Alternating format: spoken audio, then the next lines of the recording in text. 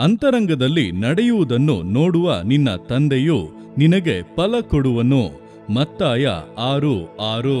ಪ್ರಿಯರೇ, ಈ ಲೋಕದಲ್ಲಿ ಕೆಲವೊಮ್ಮೆ ನಾವು ಮಾಡುವಂತ ಒಳ್ಳೆ ಕಾರ್ಯಗಳಿಗೆ ತಕ್ಕಂತ ಫಲ ನಮಗೆ ಸಿಗದೆ ಹೋಗುವಾಗ, ಇಲ್ಲ ಕೆಲವೊಂದು ಒಳ್ಳೆ ಮಾತುಗಳನ್ನಾದ್ರೂ ನಾವು ಕೇಳದೆ ಹೋಗುವಾಗ ಮನಸ್ಸಿನಲ್ಲಿ ನಿರಾಸೆ ಉಂಟಾಗುತ್ತದೆ. ಇಷ್ಟೆಲ್ಲ ಮಾಡಿ ಏನು ಪ್ರಯೋಜನ ಎಂಬಂತ ಪ್ರಶ್ನೆ ಮೂಡುತ್ತದೆ.